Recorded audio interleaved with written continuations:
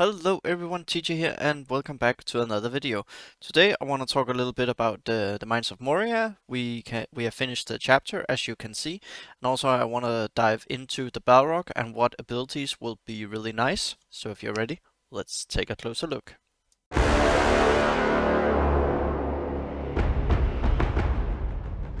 So let's go get our chest. Let's see if there's a cinemation or if there's a cinematic or anything.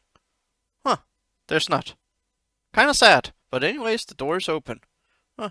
Kinda expected that. I'm also disappointed that there weren't anything for the Balrog appearing. Like, that's kinda disappointing. So, as you can see here, we got to 154, and that is just about the 17 million. I think we just cleared it, like maybe we cleared it 17.5. But overall, we did it. We didn't fail the chapter, so that's really nice actually, in case there is some reward for beating the Balrog with 17 million. So we're gonna get this reward, and this is really, really awesome. Now, Elrond is probably 2 raids away. We're gonna try to delay our keys, so we have free to play and other people, dolphins, for myself a 7-star, but that we can get Elrond so people can bump up their chapter 1 score, and then we'll see how close we can get.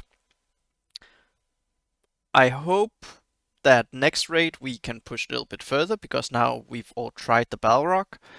And for the overall score, I would say a 6 up to 160, that would be nice for next raid.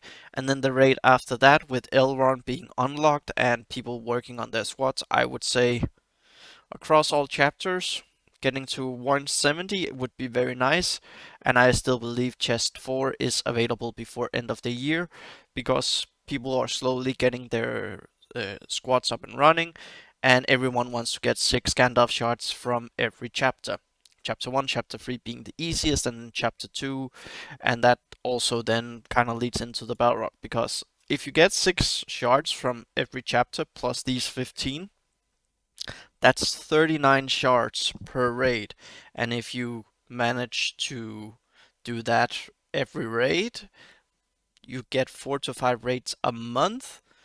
Let's just go with 5 raids. That is 195 shards actually per raid. That means Gandalf is gonna come pretty soon. That's basically 1 month after you have Gandalf unlocked, then you have him at 6-star already, and then a month and a half, then you have a 7-star Gandalf. So once he is unlocked and you can reach that chest, now this is mostly those who are pushing the high end for a guild, you will then reap the benefit of that. But also for free to play who are slowly getting to their Gandalf shards over the next few months, especially from a chapter 1, it will still feel nice, because then that's 21 per raid. And then you will eke into chapter 3, getting some shards there, and from the other chapters, and then slowly you're getting around 22-30 shards. But the main point is that chest with 15 shards will be way more, like, how could we say? We could say like you would feel the rewards of it a lot more, because that's basically free raids. Now, what I want to dive into here is actually the Balrog, and what I want to go for is actually alphabetical. So I am working on something that is not ready to be revealed yet, but I have taken a little bit of a look, and I want to talk about what you will need for actually the Balrog, because the Balrog is a big DPS check, but there are certain things that will help make it easier. So the first thing I want to start off with is actually expose, because there are certain members who can do expose for 2 turns. Those who have done the Balrog or saw my video with some attempts, expose really helps in the normal phase. So one of them is actually Ashak on his basic. So for those of you who build Isengard, that is really nice. It is needing to be level 6, however. And there's also Alreda. He's not unlocked, but yeah. Okay, I didn't mean to do that. Sometimes BlueStacks. He is down here. Alreda, he has a 2-turn expose as well, and it's on a 3-turn cooldown. So, anyways, back to the top. Then we have, let's see, We have Elro here. Okay, it actually messed it up again. Wow, gotta love the game sometimes. So then we have Elro here and Eothane. They both have an exposed for 2 turns. Eothane on his basic, Elro here on his special 1. That's really nice. Then we have someone who begrudgingly I will start working on. That is Feely. And I'm just gonna put it now. You should work on your Feely and Keely for both the Troll and the Balrog. It will be nice for both of them. Feely with an expose, and I believe it's a weaken or a weak-minded, and Keely for a bleed.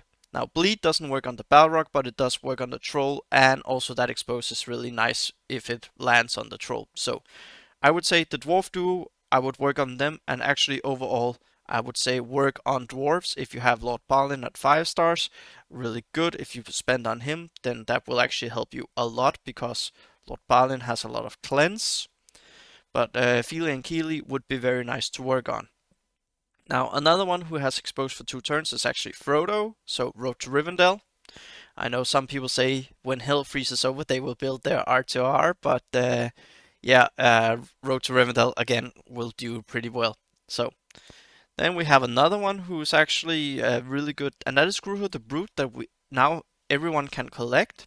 So he also has a 2 turn expose, and that is actually a 2 turn cooldown, and he can grant might and everything. Now he is slow, but still could be worth investing into, and he's a large, so he could work with an Isengard team. Then you can always have expose and do other abilities like Azak has some of his abilities who do amazing amount of damage.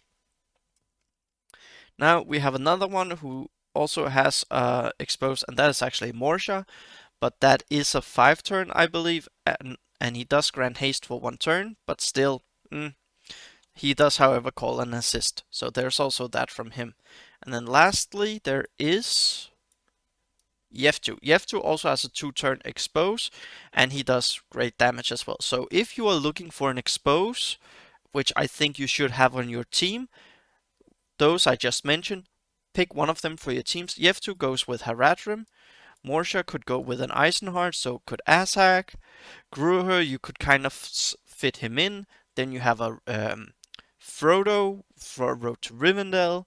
Then you have an Eothane for a Rohan free plus other stuff. You have Feely for a dwarf, and you have Elro here for an elf. So 5 teams. Some of them are already as a team hold good synergy, so there's a lot of choices for that.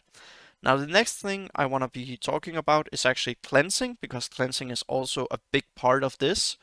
And Arwen has a cleanse for everyone. It is, however, a 5 turn cooldown, and you can get it on first turn if you have it at level 5.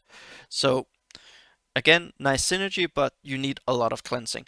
Then we have Bekelu, who actually does herself and 2 more, but a 3 turn cooldown. It grants steadily and concentration, so you are doing pretty okay there. And Haradrim, synergy again because you have the expose. Then you have Biffer, he has self and 1 more, so again, dwarves, it works. Now Biffer isn't totally farmable yet, but he will be soon, I believe. So that is really nice. Now then we have another one who's actually really good. That is Eomer. He has a self. I believe it's his special 2, and that is either a 4 or a 5 turn cooldown. So there is something there, but the fact that he can cleanse himself is really nice. Then we have another one who can cleanse everyone, and that is Lady Eowyn, but that's a 5 turn cooldown. She cleanses 2 from herself, and she cleanses 1 from everyone. So Rohan Free again offers something there. And then we have this Giga Chat Lord, as everyone calls him, Lord Balin. Like, he is really good for Chapter 4. He he cleanses 2 from all dwarves and elves, and 1 from everyone else, and that's a 3 turn cooldown. So if you have a Lord Balin at 5 star or above, great. He is really worth it in Chapter 4. Now, someone else who's really great in Chapter 4 is Neramiri. She cleanses 2 from 1 person, but it's a 2 turn cooldown, so that's really good. And she has heal. Nuras is actually also pretty okay in this chapter. He has the summon for the Chapter 3, so that's nice. And he cleanses from self and from 2 more, but he also grants a stack of defensive. That's kinda nice, actually. And then we have another one, and that's Pippin, who has a heal, and the heal cleanses one Bane from all members. It is a 4-turn cooldown, I believe, so it is what it is. However, he also cleanses from one squad member on his turn with his passive, but his passive needs to be level 6. Now we have another one, that's Tibeb, and she cleanses from self and from 3 more. However, it's her special 2, which also is the haste 2 turns, but it is on a 6-turn cooldown, so that is a long way off. And again, there's some nice synergy, but the fact that she's not farmable, free to beb everyone, that is what it is. Now, one member who also has a cleanse is actually Wupete, and that is his special 1.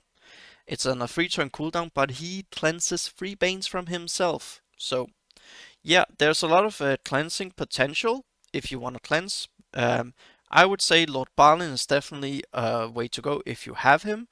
Nuras could be a nice one as well, and overall there's just a lot of options.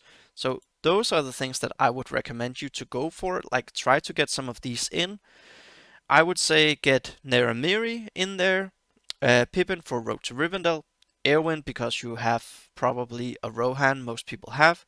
Then there's the Gondor squad. I actually missed him. That's Boromir, but Boromir has for Gondors only, and it's when they get at 50% health, so it's not that great.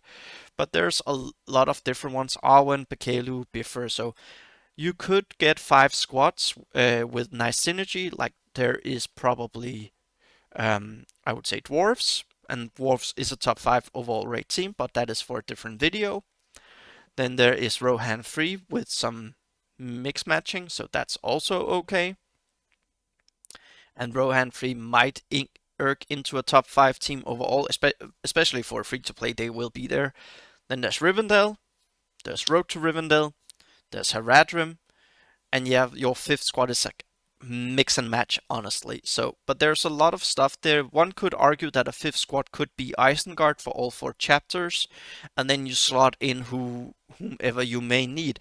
You could swap in an Ironhide for your chapter 1. You could do full Isengard at chapter 2. For chapter 3, you could swap in a Nuras instead of an Ashak, because that way you have a summon, you have speed, you have defensive, you have haste, you have some cleansing, so there's some stuff there with Morsha, and then you could do a full Isengard team, or you could swap in Gruhud the Brute on a Balrog, so there's a lot of choices. This is what I feel is things you need in mind for the Balrog. I will do a really full deep dive with all abilities at a later video, and we'll also, now that all 4 chapters are available, we will be looking over the next coming week at what squads do I think are the top 5 for every single chapter, like individually, but also then overall what teams are the best ones to actually work at, both as a free-to-play but also from a pay-to-win perspective. Drop a comment down below. Do you agree with what you need? Expose and cleanse. A little bit of a heal. What else are you feeling about the Balrog if you have attempted it? Drop a like, subscribe, and I'll see you all in the next video.